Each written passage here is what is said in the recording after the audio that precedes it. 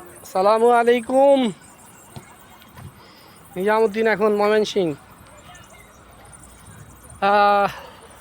বহুল প্রতীক্ষিত আরও একটি জেলায় নিজামুদ্দিনের পা পড়েছে। এখন আমি আছি ময়মনসিংহে। ময়মনসিংহের শহীদ মিনারের সামনে দাঁড়িয়ে আপনাদের সকলকে স্বাগতম। এটা হচ্ছে ময়মনসিংহের শহীদ মিনার। চলেন একটু ঘুরে দেখি। তো নোংরা হয়ে আছে। এটা হচ্ছে এই যে বাসা শহীদদের নিয়ে সেই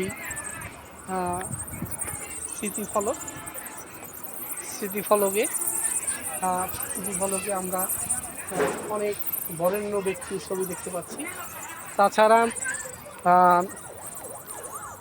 জিনিসটা অত্যন্ত নান্দনিক এবং সুন্দর, অত্যন্ত সুন্দর মনে হচ্ছে, কিন্তু রক্ষণাবেক্ষণের অভাবে আসলে সৌন্দর্যটা হারিয়ে গেছে অনেকটা। খুবই চমৎকার একটা জিনিস, দেখার মতো।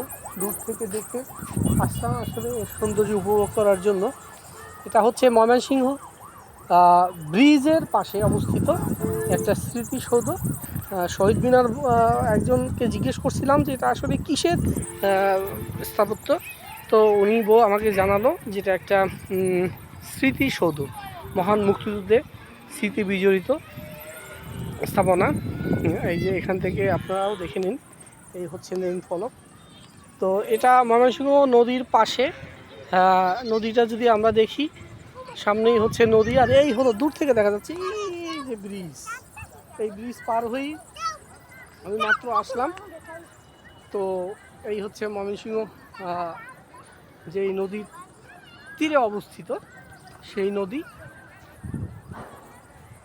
অত্যন্ত চমৎকার এবং সুন্দর একটা পরিবেশ। দুপুরবেলা তো অনেক রোদ, যাই হোক খুবই ভালো লেগেছে।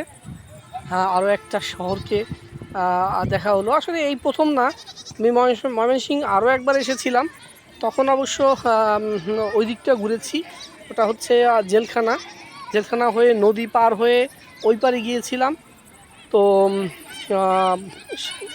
ময়মনসিংহ শহর সম্বন্ধে যদি বলতে হয়, শহরটা বেশ বড় এবং এখানে স্থাপনা, বাড়িঘর বা বিশেষ করে বিল্ডিংগুলো বেশ উঁচু। ঢাকা শহরের মতোই অনেক বড় বড় বিল্ডিং আছে এবং অনেক বড় বড় স্থাপত্য এবং অনেক সুন্দর সুন্দর জিনিস আছে। সময় স্বল্পতার কারণে সব জায়গায় যাওয়া সম্ভব হয়নি, তবে এই স্থাপনাটা দেখে ভালো লাগলো। ময়মনসিংহ থেকে আপনাদেরকে আজ বিদায় জানাতে হচ্ছে, কারণ আমাকে এখনই গাড়িতে উঠতে হবে, ঢাকার উদ্দেশ্যে এখান থেকে চলে যাব। তো সবাইকে বিদায়।